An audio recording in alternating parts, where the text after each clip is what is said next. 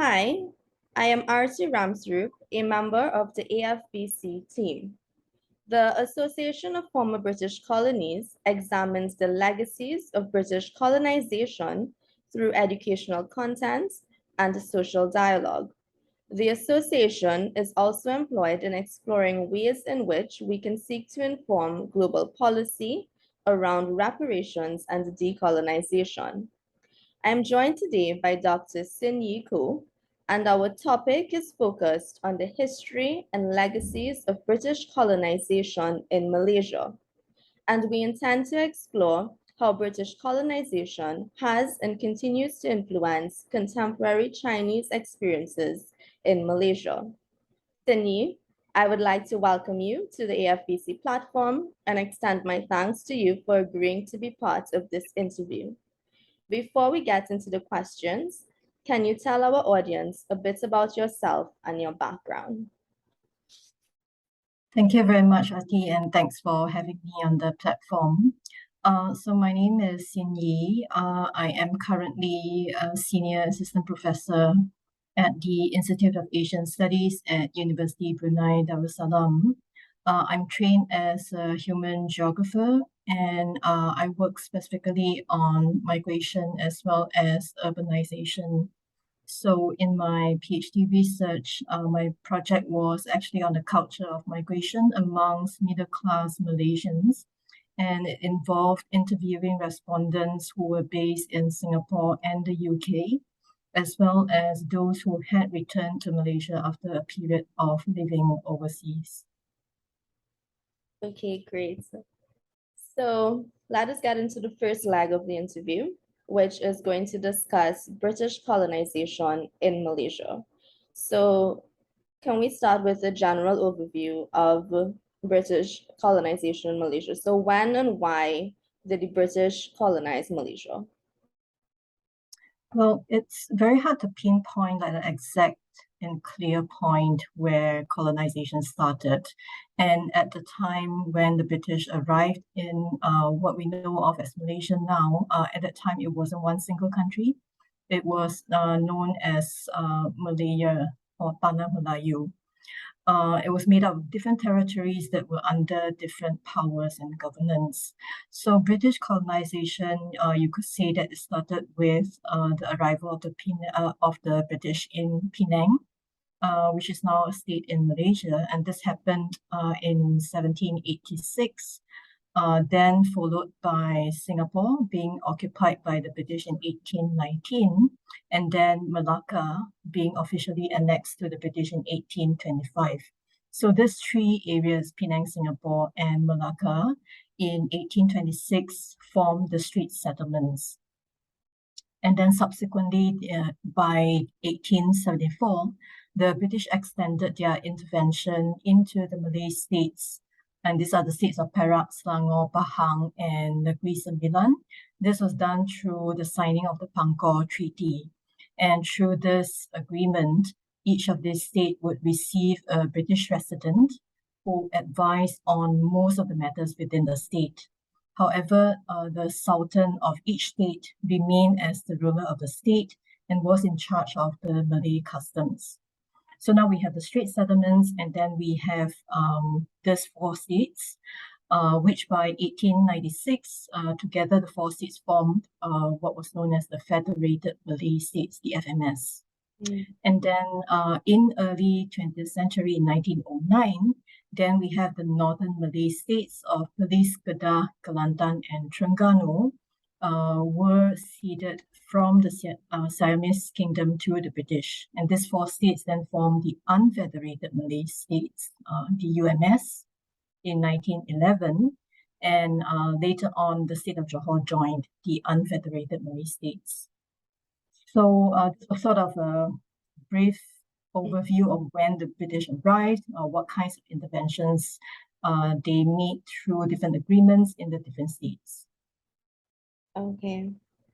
So from your research and your experience, how would you say that this colonization impacted the different states or what we know today as Malaysia? and also the people that would have already been there when the British entered? Well, British intervention wasn't, I guess, wasn't homogeneous and wasn't consistently the same throughout the period of intervention. But primarily, it was a large-scale kind of economic intervention. Like economic factor was maybe the primary reason why the British intervened in the large scale in Malaya then.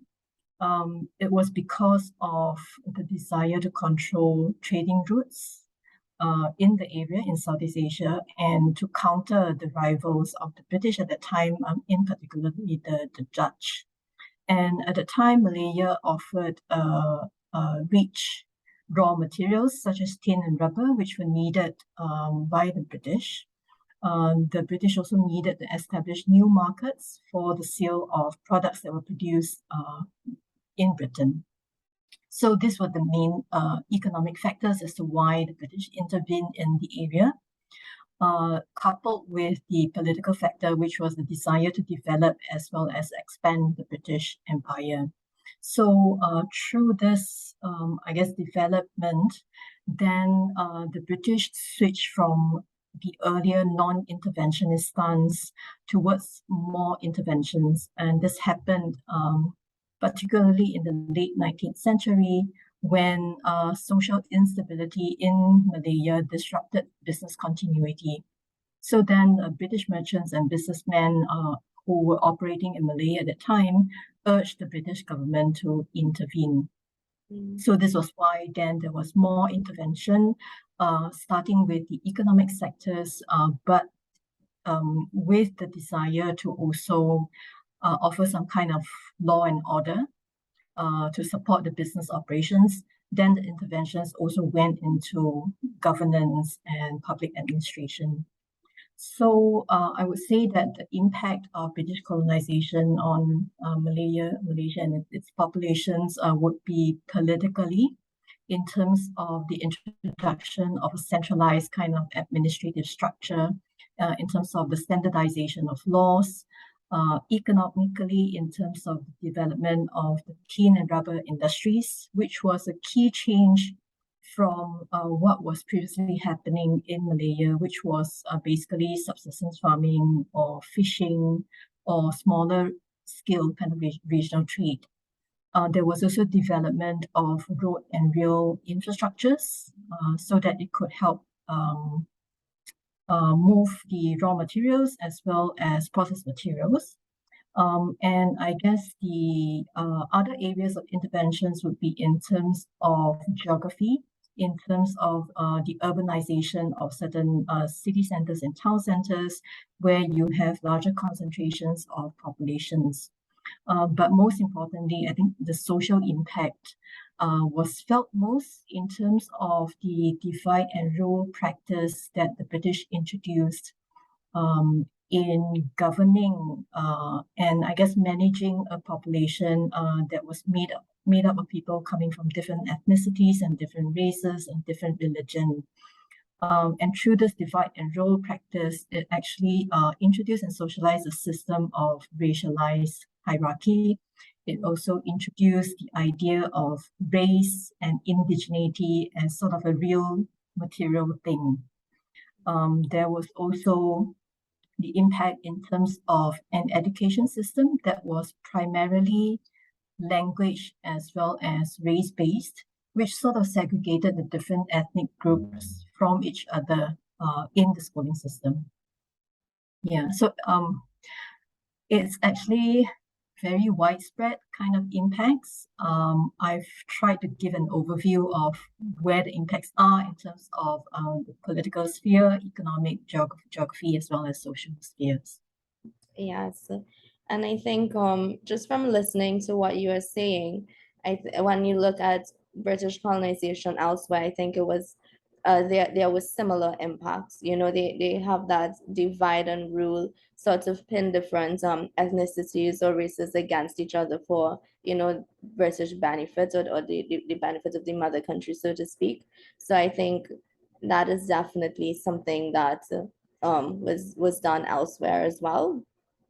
So with this whole after all these impacts of British colonization, when you look at present-day Malaysia, what would you say are the current attitudes that the general population has towards their colonial past, or the British, what was done, or the legacies of colonialism in Malaysia? What would you say are the attitudes of the general population towards this? I wouldn't say that there is a common and unified attitude amongst the wider Malaysian population.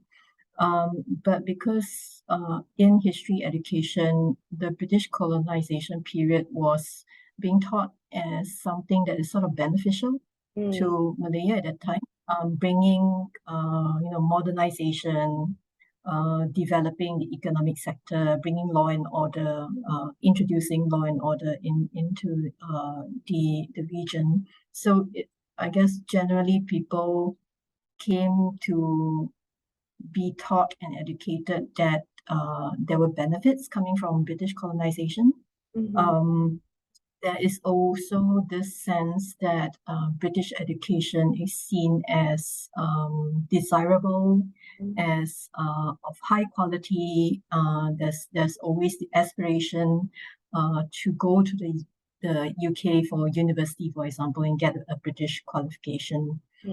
So I think that's sort of the more positive kind of attitude about British colonization. But of course, if you talk to maybe certain communities and certain groups, then the attitude may be a bit mixed. Yeah, not necessarily universally positive. Okay, so would you say that maybe more has to be done with regards to education and just informing the people more about the negative side of British colonization, or do you not see that as an issue, as in people needing to be aware that there were also these negative aspects? I think people do need to be made aware, or at least exposed to the possibility that there are different interpretations and there are different kinds of impacts, both positive and negative, as well as mixed. Yeah. So, but educating, let's say, children in schools about British colonization and the history of it, depending on the level of the education, you may need to pare certain things down or mix certain things into the discussion. So I would say that this is sort of a lifelong kind of education. And for me, myself, coming through the Malaysian education system, I didn't have such a critical view about British colonization until I went to pursue my PhD, for example. Right. So I think it is still possible for individuals to become more aware as they encounter other people, or these days social media. Then you get more awareness and start to think for yourself what actually is the truth. Definitely. And again, that is something that is also prevalent here in Trinidad and Tobago.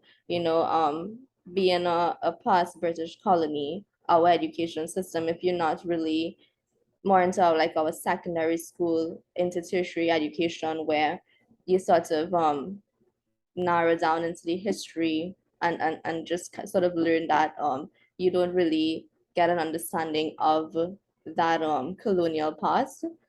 And definitely in our earlier years, it's something that isn't really taught. And I totally understand what you're saying, and it has to be a sort of continuous education, as just to have that sort of critical aspect when we look at colonization. So moving away from British colonization, well, not away, but sort of narrowing it down to Chinese immigration in Malaysia. Um, when did the Chinese enter Malaysia, and was there a specific system that Chinese that sort of commenced Chinese immigration into Malaysia? Hmm. Well, the Chinese were said to have been to Malaya as early as the 15th century. So this was well before British colonization started. Mhm. But it was during around mid to late 19th century that massive labor migration from China to Malaya happened. And this was when the British came and expanded the economic sectors. So, in terms of the systems through which the Chinese labor migrants came to Malaya, they were mainly recruited to migrate to Malaya through two kinds of systems. One is the kinship-based kind of system, and the other was the credit ticket system, which was primarily about migrating through brokers.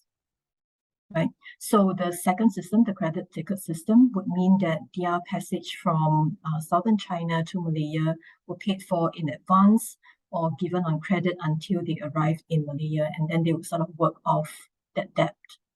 But there were also those who arrived as free passengers, but maybe in terms of the scale and the numbers, it wasn't comparable to the labor recruitment system. So I was also looking at the numbers. There were records that from 1881 to 1940, there were 9.9 million arrivals of Chinese migrants to Malaya. So that's a significant number. This large-scale kind of influx of labor migrants happened right up to around 1930, when the British administration imposed a monthly quota on Chinese male immigrants coming into Malaya. So what this means is that prior to 1930, I guess male male Chinese labor migrants would constitute a significant proportion of immigrants who came to Malaya.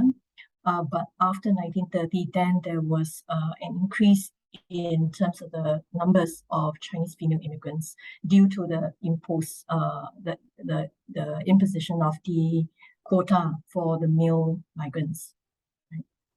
So then, with the quota on the male immigrants, then they also started to look to Chinese female immigrants as labor migrants too. And they did come in to work in the tin mines, in plantations, providing domestic service, and even as construction labor. So yeah, that was briefly the large-scale labor influx from China to Malaya. Okay. So let us talk a little bit more about the economic systems that the Chinese immigrants would have been employed under. So how exactly did these systems work, and how did they benefit the mother country, so to speak? Well, I briefly mentioned that Malaya offered the raw materials, rubber and tin. So the British were operating in Malaya, started operating the tin mines, sugar and coffee plantations. There were also tobacco estates. So this is about drawing from the raw materials and also processing them. So I don't have the numbers, but I recall reading published research previously about the contributions of Malaya to basically the economic productivity of the UK, Britain at the time, just from rubber as well as tin, but I don't have numbers with me now. Okay, that's fine. Um, and when we look at society and the like social structure, different social institutions, and Chinese immigrants entering Malaya at that time, how would you say that this new population or this influx of people, how did it impact society? There were definitely a lot of societal impacts. First, just in terms of the demographic change, because of an influx of young working age male immigrants, and then followed by the female immigrants later on. So this greatly changed the ethnic proportion of the Malayan population at the time. And with the influx of these labor migrants, there was also the development of secret societies, which contributed to the social instability that I mentioned earlier. There was also crime, um, but on the other side, there was also the development of Chinese associations, and this included business associations as well as more cultural, ethnic cultural ones, what they call the clan associations. So this would provide social communal support in terms of ethnic cultural as well as business connections. And slowly, this also impacted into the development of Chinese education, because at that time, the British did not give a lot of attention to vernacular education of the Chinese as well as the Indian populations. Their attention was much more in Anglo-Malay education. So as a result, the Chinese communities had to rely on themselves and the clan associations for the development of Chinese education and Chinese schools. On the more positive side, the influx of this Chinese population also contributed to great diversity in terms of food, culture, as well as language. Because the Chinese communities did not speak one language. They may speak Mandarin, but there were also different kinds of dialects that they brought in. Excellent. So moving on to talk a little bit about the contemporary experiences or the contemporary Chinese experiences in present-day Malaysia. What are some of these, generally speaking, what are some of these experiences if we were to look at culture or social, political, economic, what would you say are some of the experiences that the Chinese descended populations experience in Malaysia?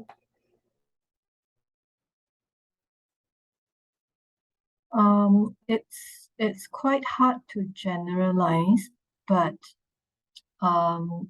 sort of the result of the education system that I mentioned earlier, in terms of the Chinese communities in Malaysia, there's generally two distinct groups.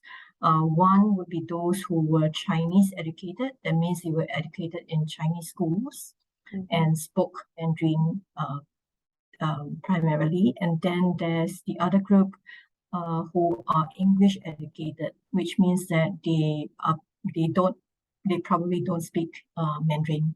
So that there is also this kind of intra-ethnic group, ethnic group kind of divide, just because of the kinds of schools that they went to. And often this would also have to do with, I guess, the specific states and cities that they live in. So this would broadly be, I guess, two different kinds of experiences, depending on what kinds of schools they were educated in. Okay. And when we look at contemporary Chinese experiences and British colonization, can we draw any sort of direct linkages or correlations between both? Would you say that you can pinpoint specific aspects that or experiences presently that would be directly linked to British colonization?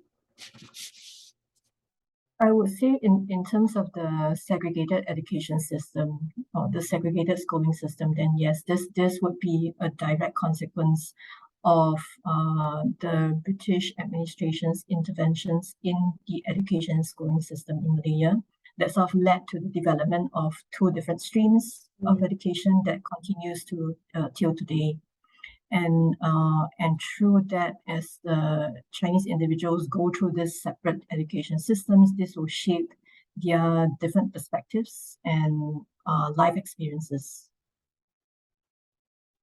Okay, and you spoke previously about the general attitude of the Malaysian population towards British colonization. If we were to look specifically at the Chinese descended population, would you say that there's a similar attitude towards British colonization or a similar view, or is it different? Do the Chinese population view the Chinese descended population, and do they view their ancestors or the experience of their ancestors in a negative light, or is it that same more or less positive attitude towards British colonization? I think it will have to do with the family histories. Like for example, whether the ancestors had any direct negative experience, or whether the family beyond individuals, right, whether the family as a whole experienced something very negative or very drastic that came from British colonization that continues to inform the present generation, or maybe this is a kind of family history that has been passed on to the current generation. And I say that because looking beyond Malaya and Malaysia, I mean, Singapore was also quite closely connected to the experience of British colonization in this area.